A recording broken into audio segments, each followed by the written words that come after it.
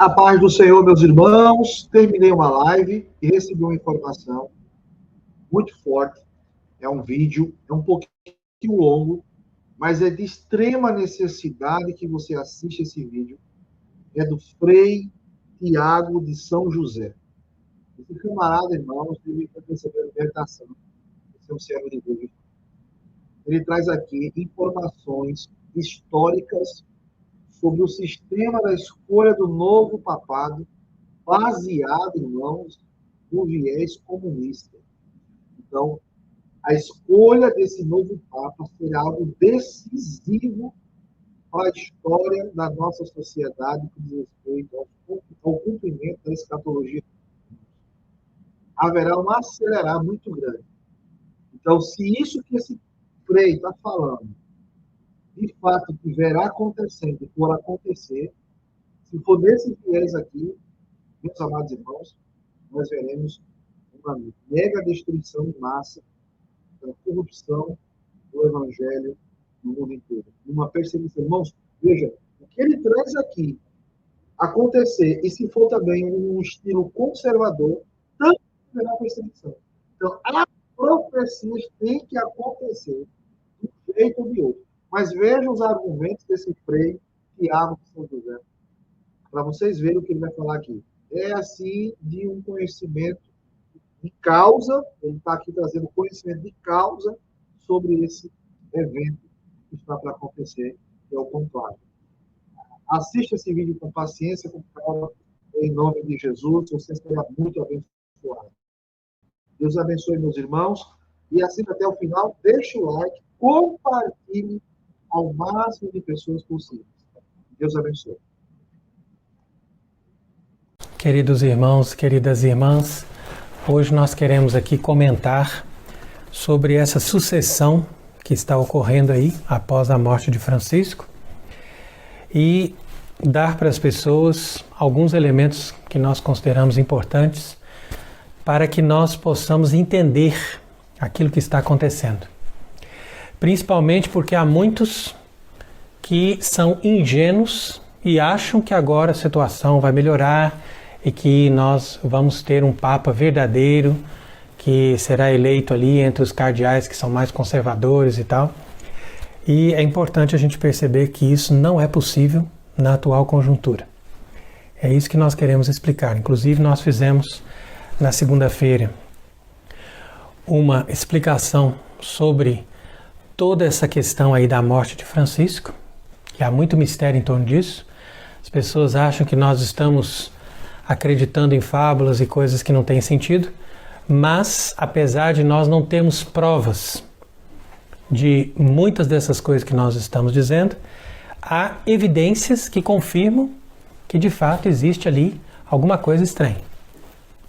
Então você veja que houve muito comentário no mundo inteiro a respeito desta nova modificação que Francisco tinha feito para que o caixão fosse fechado. E justamente por causa disso, eu acho que por causa desses comentários, resolveram ali no Vaticano, na última hora, deixar o caixão sempre aberto e fizeram ali o sepultamento dele dessa forma. Entretanto, nós continuamos imaginando que a morte de Francisco na segunda-feira de Páscoa é algo que foi planejado. E mesmo que ele estivesse gravemente doente, isso aí parece que era algo que se pode perceber, ele talvez poderia durar mais tempo e então quiseram, através de alguma forma, impedir que ele se recuperasse para fazer com que esse processo dessa eleição desse homem que vai terminar o trabalho de Francisco, então que esse processo fosse acelerado. Então é isso que a gente percebe. Inclusive, houve um testemunho que nós lemos aí nessa semana dos próprios médicos onde Francisco ficou internado, que admitem, segundo eles, foi a própria vontade de Francisco ali que os impediu de continuar o tratamento. Então, quer dizer, até onde a gente vai saber se foi a vontade dele ou se alguém disse, olha, não dê remédio, não dê tratamento nenhum, deixa ele morrer agora. Então acho que isso foi feito propositalmente e isso foi planejado para o domingo de Páscoa, para ficar com aquela auréola de um homem já santificado pela ressurreição. Mas, é claro, atrasa um pouquinho, acaba morrendo na segunda-feira de manhã, mas tudo fica ali nessa atmosfera de alguém que está sendo canonizado já imediatamente após a morte. Então, esse é o efeito que eles quiseram dar para João Paulo II. Inclusive, na época, ficavam dizendo santo súbito, etc., quanto que eu mesmo pensava na época que ele, de fato, era um santo. E depois fomos compreendendo que se trata de um homem que trabalhou dentro do sistema e trabalhou segundo essa lógica que é completamente contrária ao catolicismo. Então basta a gente perceber que os grandes do mundo estavam presentes no seu velório. Então, na época de João Paulo II, começaram com essa história de colocar o defunto vestido com paramentos vermelhos e celebrando a missa para ele, todos com os paramentos vermelhos. Como se o sujeito fosse um mártir. Ao invés da gente fazer com paramento preto, como deveria, ou no máximo paramento roxo, dizendo, olha, estamos rezando pela alma dessa pessoa. Não, já canonizam imediatamente após a morte, como quem dizendo, ó, é um mártir, é um confessor da fé. Justamente porque eles querem despertar nas pessoas, infelizmente as pessoas são ignorantes, elas não compreendem essas coisas. Elas veem as coisas somente na lógica das aparências e acham que de fato essas pessoas são santas, essas pessoas são mártires, essas pessoas colaboraram para o bem. Enquanto que, na verdade, eles enganaram muitas pessoas e colaboraram para a destruição da Igreja Católica. No entanto, no caso de Francisco, isso ficou muito mais evidente. Então, Francisco é muito mais escancarado do que João XXIII, Paulo VI ou mesmo João Paulo II. E, no entanto, as pessoas, mesmo aquelas que conhecem alguma coisa da doutrina católica, ainda continuam com essa história de reconhecer Francisco como um verdadeiro Papa e dizer que estão rezando pela alma do Santo Padre, etc. Então ficam fazendo todo um cenário ali para colocar Francisco como um santo e alguém que foi um Papa verdadeiro, legítimo, quando na verdade nós vemos que a maioria dessas pessoas passaram todos esses 12 últimos anos criticando as coisas que Francisco fez ou as coisas que Francisco falou. Então nós sempre explicamos isso, né? Nós procuramos aprofundar-nos na doutrina católica para nós entendermos que não é correto você criticar um Papa, que não é certo você desobedecer um Papa e que não é certo você falar mal, mesmo que seja do ponto de vista subjetivo, da pessoa de um Papa, quando ele é um Papa verdadeiro, um Papa católico legítimo. Então, por isso que nós sempre explicamos que nós denunciamos Francisco como impostor. Por quê? Porque nós temos as conclusões evidentes, claras, daquilo que ele disse, não é de uma coisa que nós estamos imaginando, mas daquilo que ele disse desde o começo, que não corresponde à doutrina católica. E a prova disso está também na morte. Então quer dizer que até no momento que o homem parou de falar, os outros que o ouviram dão testemunho de que ele não era católico. Então você veja que houve uma grande repercussão também no mundo sobre essa manifestação da grande loja maçônica da Itália, que fez uma homenagem para Francisco, afirmando que tudo aquilo que ele fez corresponde perfeitamente ao que a maçonaria ensina. Então eles dizem, inclusive, que ele era o Papa dos últimos, dos excluídos, dos pobres, quando na verdade ele perseguia os católicos, ele acabou com a vida de muitos bispos, de muitos padres que queriam manter a doutrina ou manter a liturgia católica verdadeira. Então quer dizer que é conhecido como um homem bom, um homem simples e um homem misericordioso, quando na verdade ele tinha todo um conforto, uma riqueza enorme, vivia no luxo e gostava de receber homenagens de grandeza. E no entanto, na hora que as pessoas iam beijar o seu anel, ele tirava a mão. Para dizer, olha, eu não sou nada especial, não sou nada mais do que você, mas ostentava aquela glória. Então é por isso que a gente vê que tudo isso não passa de um teatro, de uma hipocrisia, e nós que fomos também castigados por esse indivíduo, nós manifestamos também a nossa indignação de ver que agora as pessoas não só o reconhecem como um Papa verdadeiro, mas ainda ficam prestando homenagens como se ele tivesse feito alguma coisa de bom para a Igreja Católica. Então é claro que ele representou essa instituição. A gente não diz que ele não é Papa no sentido de que ele não está ali representando a instituição do Vaticano atual. Então isso aí seria um absurdo, porque todos ali no Vaticano reconhecem que ele era o chefe do Vaticano.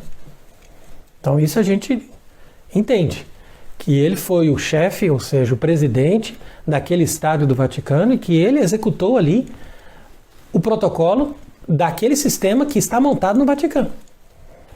Mas quando nós denunciamos a ilegitimidade de Francisco, nós ao mesmo tempo mostramos que no Vaticano hoje não é a Igreja Católica que está instalada. Então é por isso que nós sempre mostramos também a mensagem de La Salette que diz claramente: Roma será a sede do anticristo. Então quer dizer, essa frase resume tudo. O anticristo, ele está sediado em Roma. Por quê? Porque ali em Roma está agora atuando uma igreja anticatólica, uma igreja protestante, uma igreja que corresponde ao ideal da nova ordem mundial e uma igreja luciferiana que apresenta um ensinamento, ou seja, uma igreja que tem os chifres do cordeiro, como se diz ali no Apocalipse, mas que fala como dragão. Fala como dragão por quê? Porque ali eles se sentam exatamente na boca dessa serpente e eles transmitem o ensinamento de Lúcifer. Esse ensinamento de Lúcifer que impregnou, primeiro, as repúblicas modernas, porque a maçonaria é a fonte de todas essas revoluções. Eles mesmos reconhecem que os ideais maçônicos são justamente a liberdade, igualdade e fraternidade, e eles estão reconhecendo aí nesse artigo que Francisco é alguém que atuou com o ideal da maçonaria e que tudo que ele ensinou corresponde perfeitamente ao que a maçonaria também ensina. Então aqui você veja a hipocrisia dessas pessoas que se dizem aí conservadores e tal, e que se dizem contra a maçonaria, mas ao mesmo tempo vão lá e dizem que Francisco é Papa e que rezam por ele, que tal. Quer dizer, é uma contradição total. Por quê? Porque nós que somos católicos, nós temos o direito de reconhecer ou não uma pessoa como católica. Por quê? Porque como Jesus disse, o pastor das ovelhas é aquele que entra pela porta. E entrar pela porta significa você admitir tudo aquilo que a igreja sempre ensinou, seja no seu magistério, seja na sua tradição, seja na sua doutrina de maneira geral. Quer dizer, isso é entrar pela porta, é fazer o que a igreja sempre fez. Enquanto que aquele que entra por trás, como diz o Evangelho, é ladrão e assaltante. Então, se nosso Senhor nos deu essa fórmula de discernimento que está ali em João capítulo 10, é para a gente usar. A pessoa tem que pensar, tem que discernir. Não é ficar somente aceitando as coisas pelas aparências ou simplesmente dizer que o sujeito é Papa só porque o mundo, com os poderes satânicos que estão instalados nesse mundo, está dizendo que ele é Papa. Agora, o que nós vemos também como um perigo é justamente essa situação agora em que as pessoas ficam iludidas por essa falsa promessa de terem um Papa verdadeiro depois de Francisco. Então, aqui nós já explicamos isso várias vezes. Inclusive, nós temos quase certeza que quem será eleito depois de Francisco é o cardeal Zuppi. Nós já fizemos, inclusive, uma conferência sobre ele. Esse homem é comunista, esse homem tem todo o pensamento de Francisco e pior ainda do que Francisco. E ele é um homem extremamente bem situado, que conhece muitas autoridades, que está muito bem alicerçado nos poderes desse mundo. Então esse cardeal Zuppi é o homem que vai entrar depois de Francisco. E depois, se acontecer isso, nós vamos aqui vir fazer uma conferência para mostrar que a gente acertou no nosso prognóstico.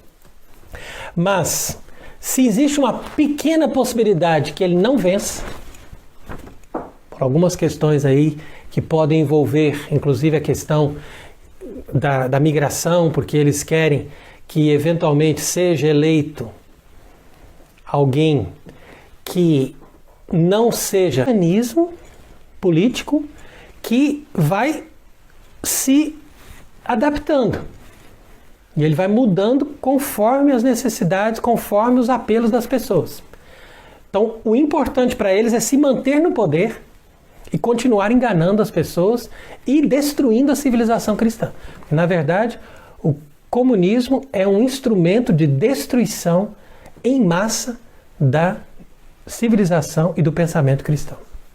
Então, há muitos dizendo que o cardeal Sará poderia ser eleito e que seria uma forma da igreja recuperar aquele espírito de Bento XVI, sendo que essas pessoas deveriam entender que Bento XVI não fez nada para restaurar a verdadeira Igreja Católica. Ao contrário, ele continuou vivendo sob os princípios do Vaticano II, os princípios do comunismo, foi elogiado pelos judeus, foi elogiado pelos maçons.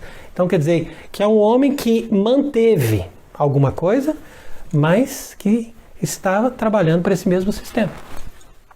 E não é porque ele renunciou que ele estava necessariamente desagradando.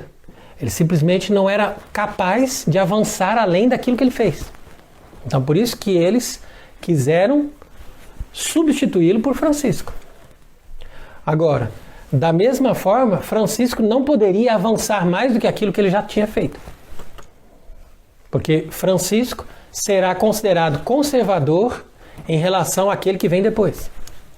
É isso que a gente precisa entender. Então é impossível que na atual situação, com esse jogo de poder que está ali, é impossível que esses cardeais, sendo que 80% deles foram escolhidos a dedo por Francisco, entre os piores.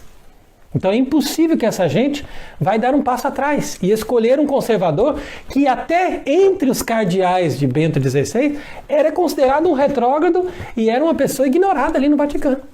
Por isso que o cardeal Sará não foi para frente naquele projeto que ele tinha de pelo menos fazer com que os padres celebrassem a missa virados para Deus, né, como era a missa antiga. E ele não conseguiu fazer nada.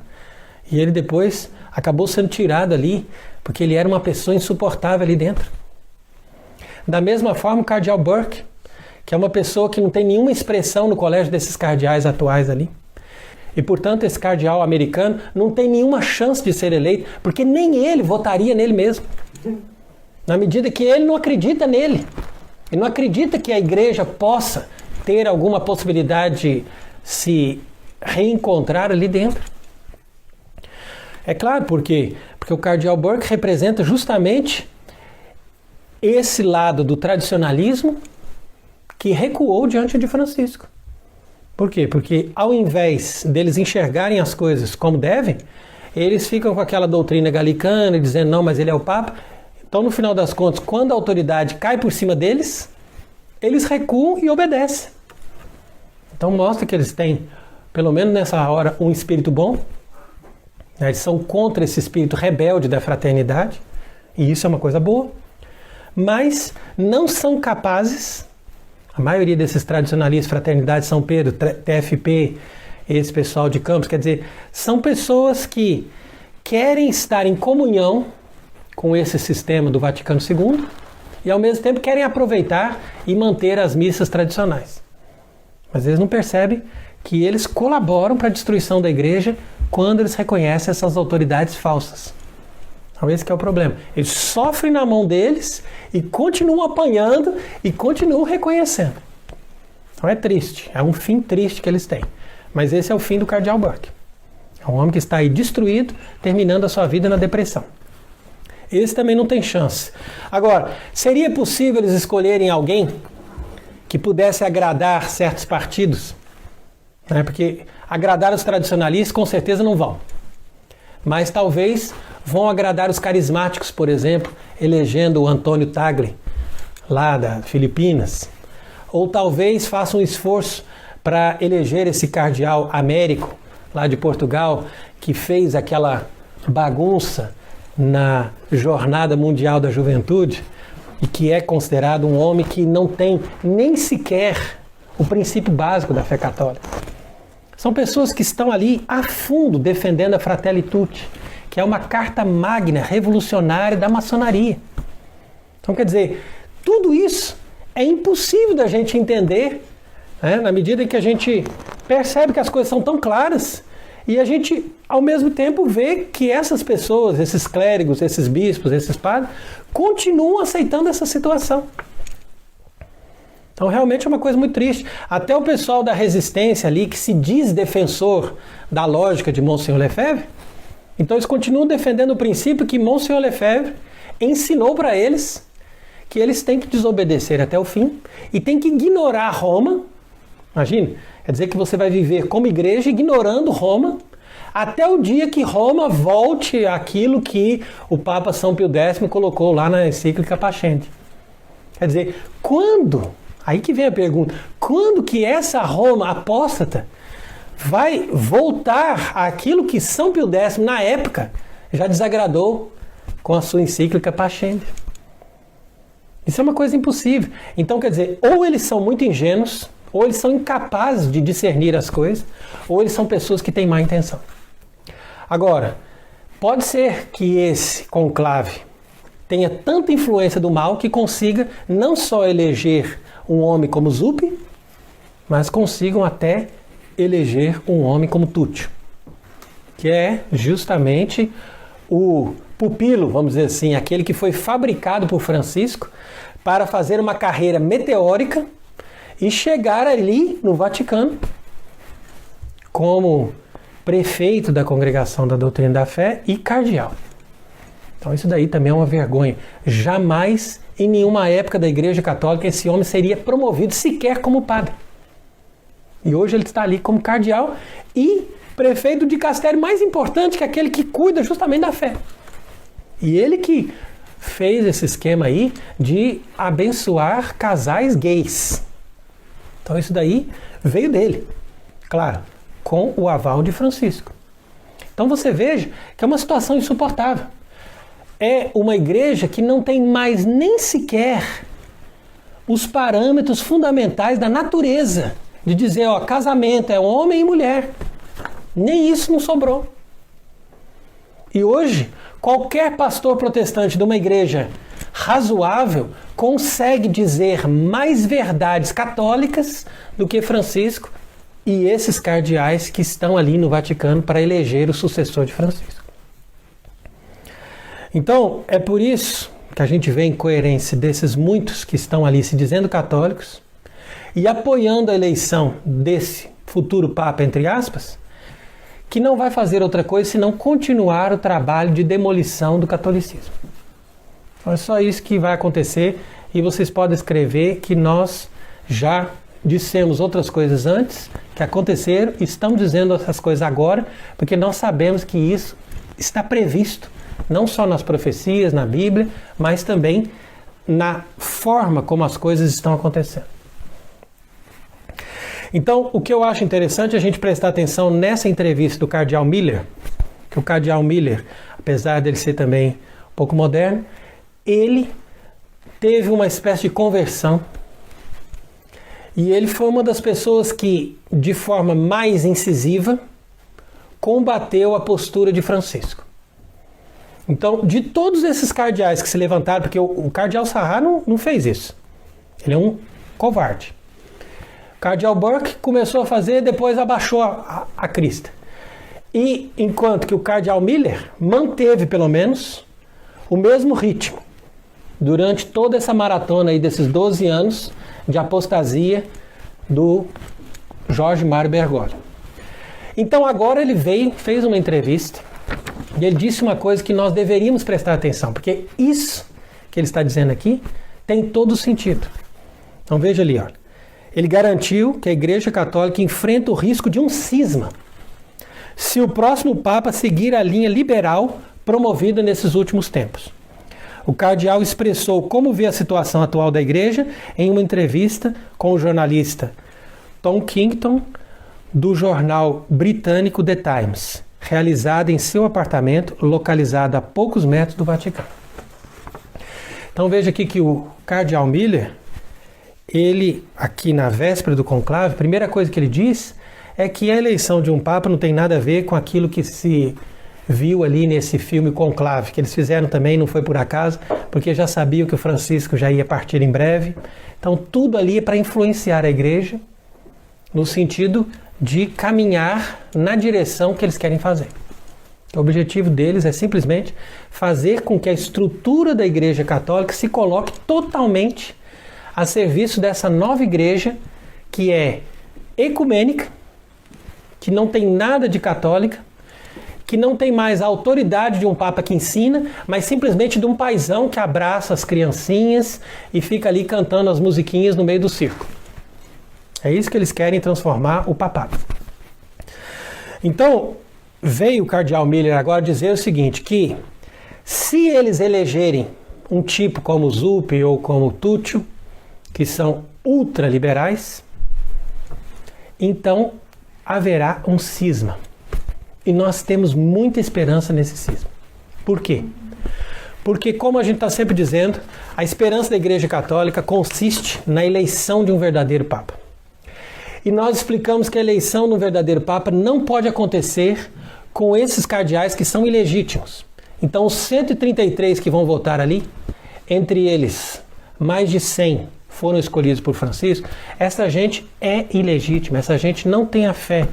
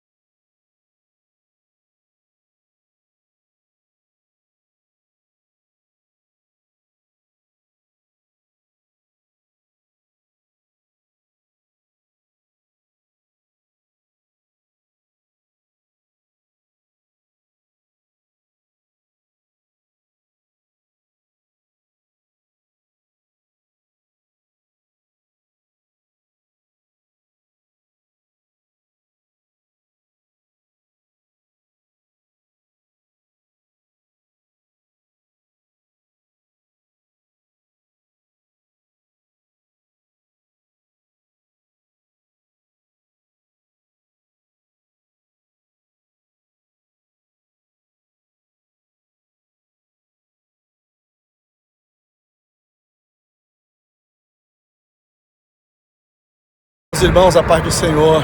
A paz do Senhor, meus irmãos. Meus irmãos, foi nos aberta uma porta grande aqui. Glória. Para ganharmos almas. Se você é amante de almas e você ama a obra de Deus na terra, você vai abraçar essa causa com a gente. Nós precisamos, irmãos, agora, tem uma comunidade aqui. Abrir a porta aqui o pessoal para fazer um trabalho missionário. E são 50 famílias. Já imaginou, irmão? 50 famílias para Jesus? Uma comunidade inteira para Jesus aqui? E eu preciso, irmãos, de vocês para nos ajudarem a gente chegar aqui e abrir a porta. A gente precisa de 50 cestas básicas. São 50 famílias. mês agora, mês de abril. Vamos fazer essa campanha com 50 cestas básicas. Nos ajude a levantar essa quantia de cestas básicas para a glória de Deus e ganharmos essa família para Jesus. É a última hora, são os últimos trabalhos. Nos ajudem, tá? Vocês conhecem nosso trabalho, Projeto para Todos. Vocês sabem nos encontrar, nossos grupos. Aqui na tela tem o número do Pix, é um telefone também. Vocês podem entrar em contato para a gente fazer uma grande pescaria aqui de almas. Viu, irmão? Será um trabalho evangelístico maravilhoso. E eu creio que essa comunidade inteira será uma comunidade que ganha para Jesus. E serão cuidadas por nós, são vidas que vão ser cuidadas por nós.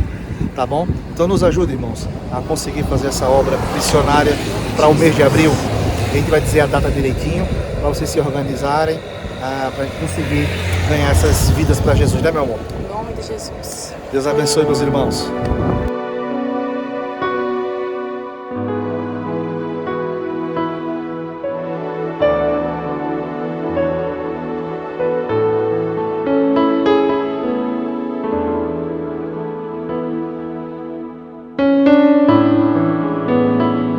Em Marcos capítulo 1, versículo 15, arrependei-vos e crede no Evangelho, porque é chegado o reino dos céus. É tempo de um verdadeiro arrependimento. O mundo está caminhando para o seu fim. Todo o sistema geopolítico está aparelhado para o governo do anticristo. Todo mundo está sendo preparado para a chegada do homem do pecado. O mundo está se preparando e você deve se preparar para o encontro com Deus, se arrependendo dos seus pecados e voltando para Deus, largando todo tipo de imundície, de vícios, prostituição, bebedeira, porque Jesus está às portas. É tempo de se arrepender e voltar-se para Deus. Jesus está às portas, Jesus está voltando, e nós estamos te anunciando, assim como foi nos dias de Noé: comiam e bebiam e davam-se em casamento, estavam todos distraídos. Mas eu quero dizer para você nesta manhã, Jesus está te chamando, venha a Cristo enquanto é tempo. Irmãos, a paz do Senhor. A paz do Senhor, meus irmãos. Meus irmãos, foi nos aberto uma porta grande aqui Glória. para ganharmos almas. Se você é amante de almas e você ama a obra de Deus na terra, você vai abraçar essa causa com a gente. Nós precisamos, irmãos, agora de uma comunidade aqui, abrir a porta aqui ao pessoal, para gente fazer um trabalho missionário. E são 50 famílias. Você já imaginou, irmão, 50 famílias para Jesus? Uma comunidade inteira para Jesus aqui? E eu preciso, irmãos, de vocês para nos ajudarem a gente chegar aqui e abrir a porta. A gente precisa de 50 cestas básicas. São 50 famílias. Mês agora, mês de abril. Vamos fazer essa campanha com 50 cestas básicas. Nos ajude a levantar essa quantia de cestas básicas para a glória de Deus e ganharmos essas famílias para Jesus. É a última hora, são os últimos trabalhos.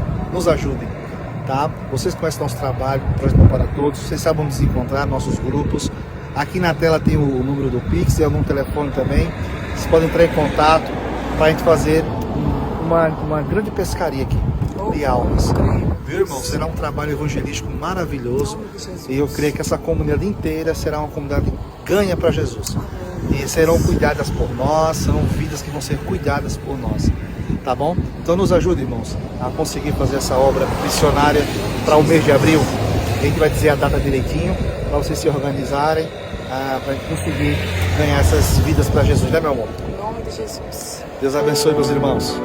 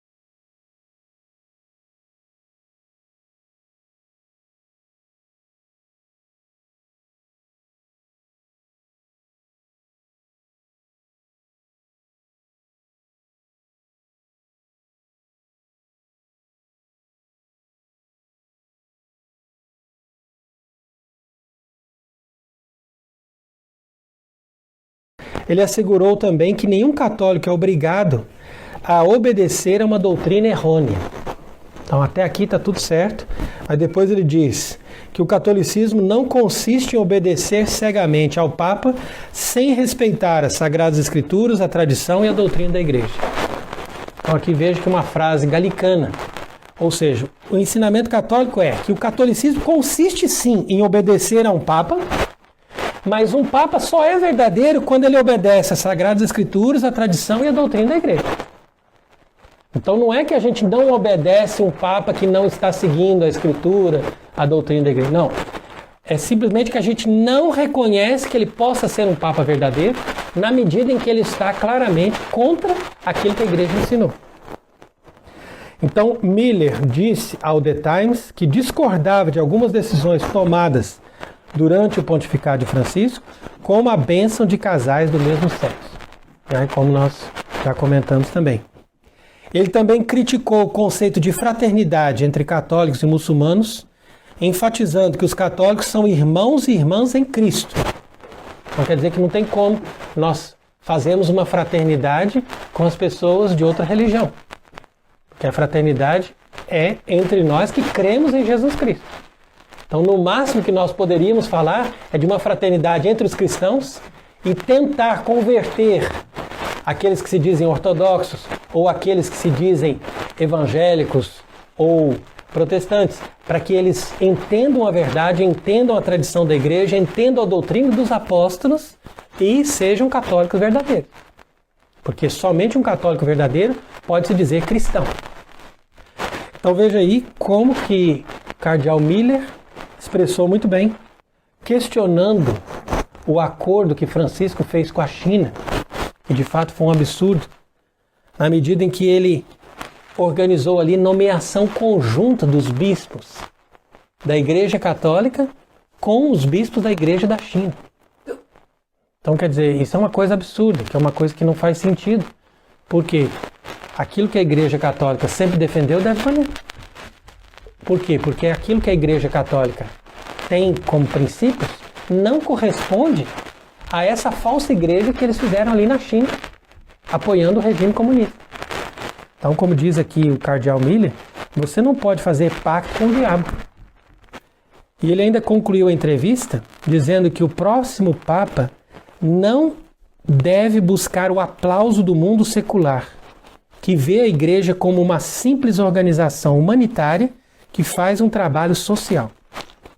Mas, ao contrário, o futuro pontífice deve se concentrar na verdade revelada. Então quer dizer que ele falou que é uma coisa verdadeira.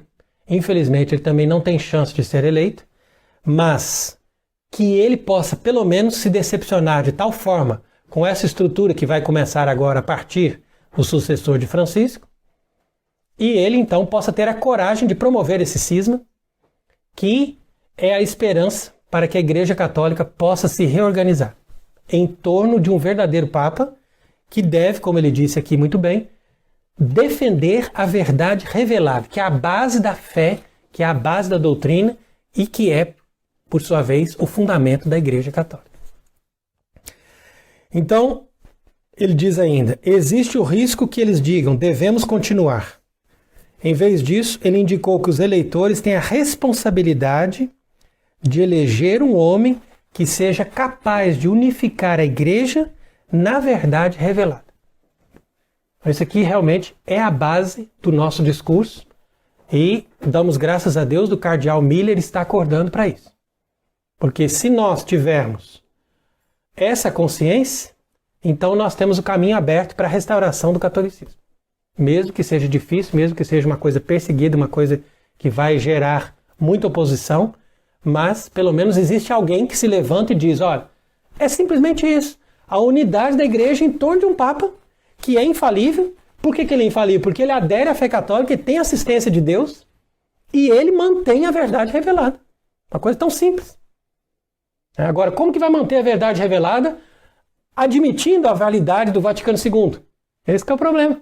Na hora que eles entrarem em acordo com esse pensamento, eles vão perceber que não há como fazer isso, senão declarando a impostura do Vaticano II e desses falsos papas que o promoveram. Então, a partir daí, a gente volta à verdade revelada, a gente volta aos cânones de todos os concílios e tudo aquilo que a igreja sempre defendeu e a igreja sempre manifestou com toda certeza e com toda assistência do céu. Então, é isso que nós esperamos. Nós queremos, sim, um verdadeiro papa. Nós não somos sede-vacantistas nesse termo aí que se apresentam alguns querendo simplesmente se aproveitar de uma situação e dizer, olha, não queremos papa e pronto, final. Não, ao contrário. Nós queremos um papa e nós defendemos o papado, mas nós não podemos ter um papa anticatólico. Papa anticatólico não existe. Nós temos que ter um papa verdadeiro, ou seja, um papa católico, um papa que tenha fé e um papa que defenda aquilo que todos os outros papas defenderam e mantiveram, uma vez que eles foram fiéis a esse compromisso de sucessores de São Pedro e de vigários de Cristo.